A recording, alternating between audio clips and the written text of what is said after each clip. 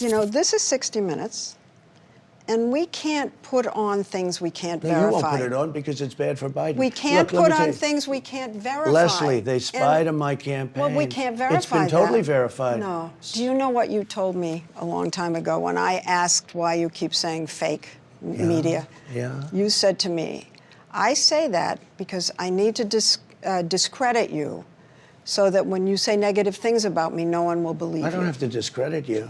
But that's what you told me. You've discredited yourself. You know, I didn't want to have this kind of angry... Of course you did. No, I didn't. Of course you did. No, I didn't. Well, then you brought up a lot of subjects that Well, I said I'm going to ask you tough up. questions. They were inappropriately brought up right from the beginning.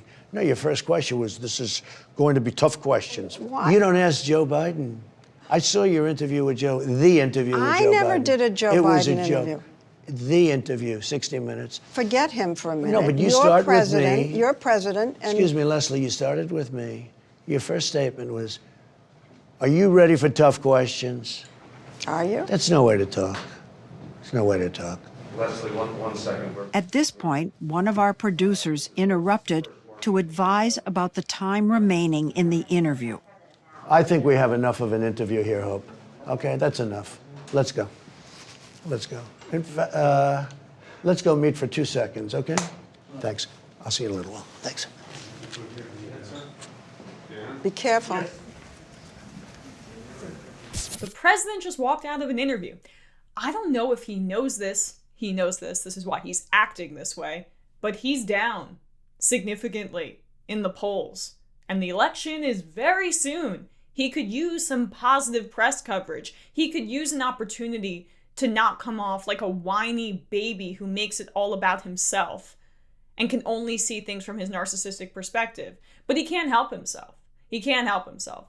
You realize you're supposed to represent the people, right?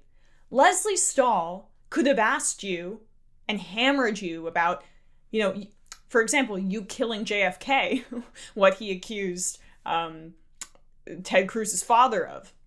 She could have said, well, didn't you? Completely unfair question. There's no evidence that Trump helped kill JFK, right? And you would still have to answer it. You know why? Because you're the president and you work for the people. You've got to talk to the press. They're there to hold the powerful accountable, and you are the ultimate powerful. And he also, of course, lied a bunch in the interview, per usual. President Donald Trump made 16 misleading claims during his primetime 60 Minutes interview that aired on Sunday.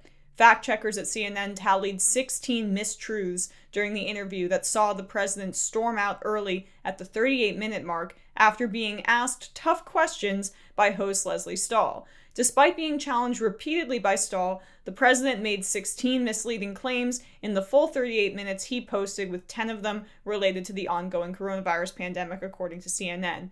Mr. Trump claimed that the daily amount of COVID-19 cases in the U.S. is rising because we're doing so much testing, and added that the country has turned the corner with the pandemic. By the way, he is not implementing a national testing strategy, which was part of why Pelosi was not crazy about the White House stimulus package deal, but I digress. At least 31 states saw a rise in coronavirus daily cases last week as hospitalizations across the U.S. increased, meaning that although testing has seen a rise, so has the amount of people getting ill from the virus. President Trump also claimed to Stahl that 2.2 million people were supposed to die during the pandemic, but the report from the Imperial College in London that he was referring to said that would only be the case if the government took no action, according to CNN. According to a tracking project hosted by Johns Hopkins University, there are now more than 8.6 million people who have tested positive for coronavirus in the U.S. The death toll has reached at least 225,239. So his big defense is, at least I didn't do nothing. That is the bar that he set for himself. He looked like a desperate man.